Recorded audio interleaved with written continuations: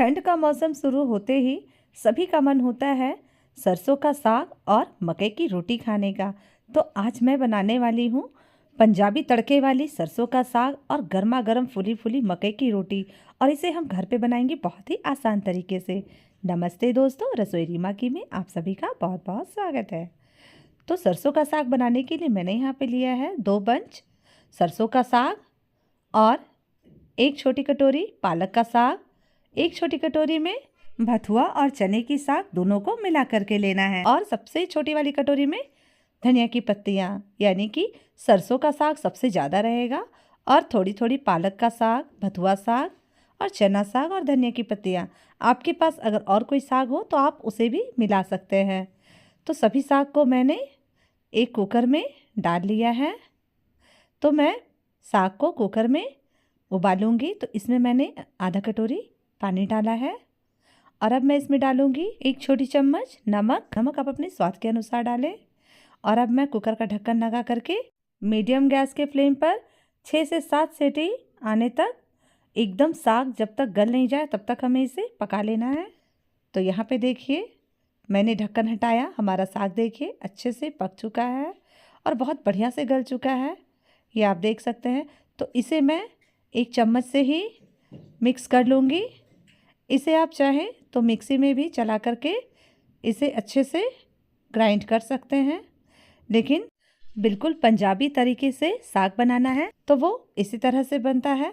करछी से ही साग को खूब फेंटते हैं और मिक्स करते हैं और एकदम इसका चटनी बना देते हैं। चलिए अब हम साग को साइड करते हैं और अब हम इसका तड़का लगाते हैं। तो मैंने गर्म कढ़ाई में 1 बड़ा चम्मच सरसों का तेल डाला है और अब मैं इसमें डालूंगी 1 छोटी चम्मच जीरा। जब जीरा चटक जाए तो इसमें जाएगा 3 सूखी लाल मिर्च और अब इसमें जाएगा 2 से 3 तेजपत्ता।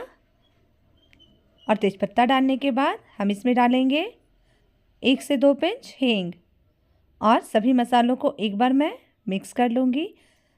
उसके बाद मैं इसमें डालूँगी 10 से 15 कलियाँ लहसुन की, जिसे मैंने काट लिया था, और 1 टुकड़ा अदरक, इसे भी मैंने क्रश कर लिया था, और 4 से 5 हरी मिर्च, इसे भी मैंने कट कर लिया था। और अब मैं इन सभी मसालों को सुनहरा होने तक भून लूँगी। और अब इसमें मैं डालूँगी 2 कटे हुए प्याज, और प्याज को मैंने छोटे छोटे टुकड़ों में काटा है और प्याज को भी अभी हमें हल्का भुनना है। जब प्याज हमारा हल्का भुन जाए तो अब मैं इसमें डालूँगी 2 हरी इलायची, 1 बड़ी इलायची, 2 से 3 लौंग और 1 छोटा टुकड़ा दालचीनी का। इससे साग में फ्लेवर बहुत अच्छा आता है और हमें प्याज को फिर से सुनहरा होने तक भून लेना है। और हमारा प्याज बढ़िया से भुन चुका है।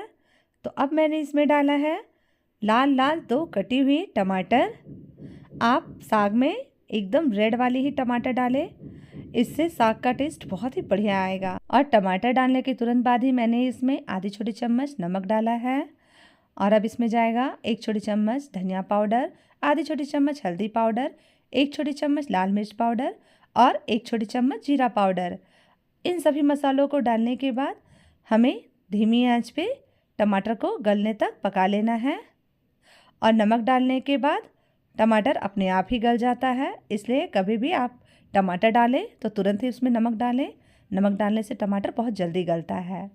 तो देखिए हमारा टमाटर अच्छे से गल चुका है। तो अब मैं इसमें डालूँगी 1 छोटी चम्मच किचन किंग मसाला पाउडर और 1 छोटी चम्मच गरम मसाला पाउडर, और इसे भी हमें धीमे आंच पे 1 मिनट के लिए भून लेना है।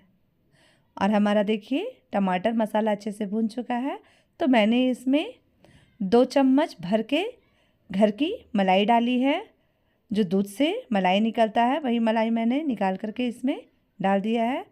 इससे साग में एकदम क्रीमी फ्लेवर आता है। और मलाई डालने के बाद थोड़ी देर भून लेना है। उसके बाद मैं इसमें डाल रही हूँ 1 चम्मच भर के मकई का आटा। मकई का आटा डालने से साग में थिकनेस आता है और उसका स्वाद भी बढ़िया लगता है। साग जो पतला पतला लगता है, पानी पानी, वो उसमें नहीं लगता है। एकदम गाढ़ा गाढ़ा साग और एकदम अच्छा बनता है, टेस्टी। तो अब मैंने इसमें जो मैंने साग को मिक्स करके रखा हुआ था तो वो इसमें डाल ले रही हूँ। और साग डालने के बाद हमें 5 मिनट ऐसे ही धीमी आंच पे पका लेना है। और इतना अच्छा खुशबू आ रहा था साग से, एकदम लग रहा था कि हम लोग एकदम पंजाबी ढाबे में आकर के बैठे हुए हैं। इतना बढ़िया खुशबू आ रहा था साग से। और साग में हमें ढक्कन लगा करके 2 मिनट फिर से पका लेना है धीमी आंच पे। अब 2 मिनट के बाद मैंने ढक्कन हटाया और ये देखिए हमारा साग बनकर के बिल्कुल भी तैयार है। अभी रुकिए, इसमें जब तक भर के मक्खन नहीं पड़े तो पंजाबी सरसों का साग तो बनकर के तैयार हो ही नहीं सकता। तो इसमें मैंने एक बड़ा सा क्यूब कटा हुआ मक्खन का डाला है। और इसमें जब मक्खन बढ़िया से डालेंगे साग में तो पंजाबी खुशबू आएगी, पंजाबी टेस्ट आएगी साग से।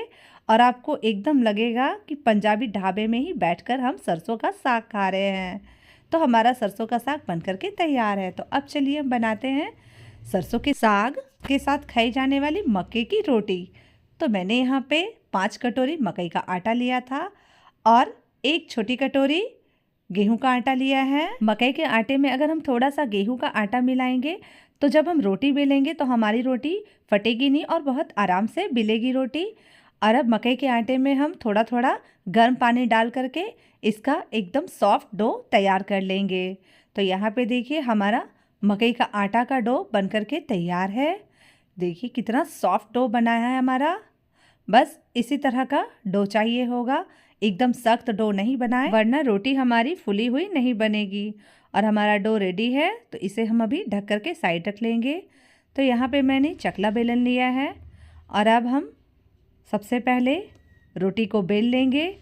हमें यहाँ पे मकई का आटा का एक बड़ा लोई लेना है। जैसे हम फुल्का रोटी बनाते हैं तो 2 फुल्का रोटी की जो 2 लोई होती है उसका 1 लोई बना करके हमें इसमें लेना है। इतना बड़ा लोई होना चाहिए। और अब हम इसमें इसके ऊपर से आटे का डस्ट डाल करके इसे बेल लेंगे और एकदम बेलन इसमें हल्के हल्के चलाना है। और अगर साइड फट जाए तो साइड से हमें दबा लेना है तो ये आराम से दब जाता है और आराम से फैल जाता है। और हाथों से देखिए इस तरह से थोड़ा सा दबा दबा के फैला लेंगे तो इस तरह से भी हमारा मकई का आटा का रोटी बिल जाता है। ये बहुत ही आसानी से बिल जाता है। तो आप चाहें तो ऐसे भी रोटी बना लें तो आपकी रोटी एकदम फुली फुली बनेगी। और अगर हमें गोल रोटी बनानी है तो उसके लिए हमें एक टिफ़िन चाहिए होगा। तो मेरे पास एक छोटा टिफ़िन था तो उसे मैंने रोटी के बीचों बीच रख लिया और उसे थोड़ा दबा लिया था। और साइड से जो आटा है वो उसे मैंने निकाल लिया है। और यहाँ देखिए हमारी मकई की रोटी कितनी गोल बिली हुई है और ये एकदम आसानी से उठ गई चकले से। तो मैंने यहाँ पे गर्म तवा में रोटी को डाल लिया है और एक तरफ जब हल्का सा सिके रोटी उसके बाद हमें पलट लेना है और फिर दूसरी तरफ से भी हल्का ही सेकना है, बहुत ज़्यादा नहीं सेकना है। तो इसमें देखिए एकदम हल्का हल्का ही सेकना है। दोनों तरफ से अलट पलट के हमें एकदम हल्का सेकना है।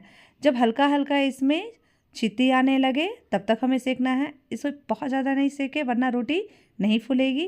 तो ये देखिए हमने हल्का सेका था रोटी को तो इससे हमारी रोटी एकदम फुली फुली बन रही है। ये आप देख सकते हैं कि हमारी रोटी कितनी फुली हुई बनी हुई है।